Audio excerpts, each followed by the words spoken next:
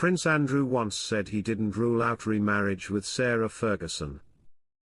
Following their 1996 divorce, Prince Andrew had previously declared that he would not rule out getting married to Sarah Ferguson again. Welcome to Royal Pancakes. If you are new here, please don't forget to subscribe and click the notifications bell, so you don't miss any news about the British monarchy.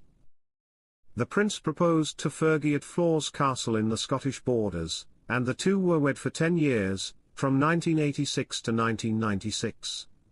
A few weeks later, on July 23, they were married in an opulent ceremony at Westminster Abbey.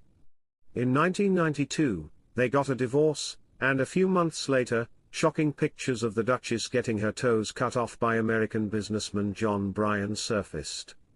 Fergie was kicked out of the royal family after the performance made headlines around the globe. The Duchess has since made a comeback, showing up alongside the royal family on their yearly stroll around Sandringham on Christmas Day. Because of their strong relationship, there have been rumors that the two are permanently reuniting. Additionally, the prince brought up the notion when speaking with media representatives back in 2000. "I don't rule remarriage out and I certainly don't rule it in," he said to Tatler at the time. "It's not in the plan, so I'm not sure what I would do if the chance ever presented itself."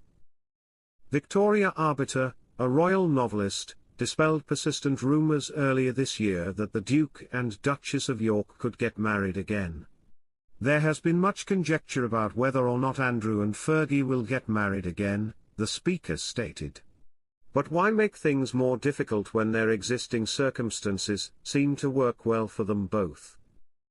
Sarah discussed their relationship in an infrequent interview with The Telegraph, and she did not try to deny rumors that they would be married again in the future.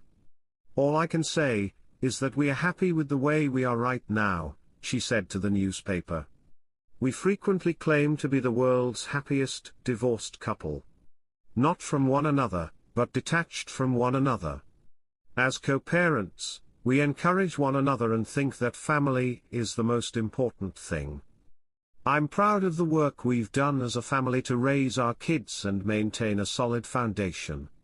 Our guiding principles are empathy, negotiation, and communication." Fergie had a close relationship with the Queen, even though she had divorced her son decades prior. After her divorce from Prince Andrew was finalized in 1996, the Queen gifted Sarah a £1.5 million mansion in Surrey, where she lived with Princess Eugenie and Princess Beatrice. Sarah was never able to utilize the thoughtful gift, even though it was evident that her former mother-in-law was supporting her. Birch Hall, a sumptuous 7-bedroom property in Surrey, was meant for Beatrice and Eugenie to reside in with their mother and utilize as a retirement home. Sarah apparently declined to move into the house despite the encouraging gesture since she couldn't afford the high maintenance expenses. As a result, the house remained unoccupied for 2 years before being sold in 1999 for £1.5 million.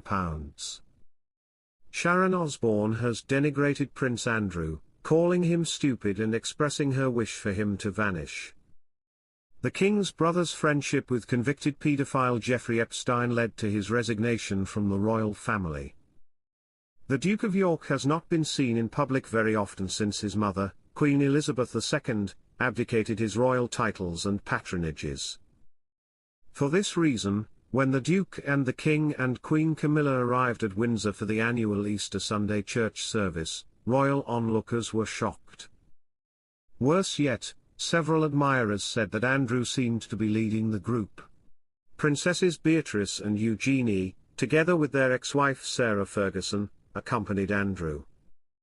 Andrew has paid £12 million from Charles and the late Queen to an accuser he claims he never met, and is still accused of major sexual offences, said one irate fan on X.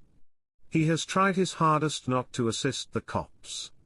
Still, he's leading the royals at a royal event worth mentioning. Disgusting, but not surprising, another admirer remarked.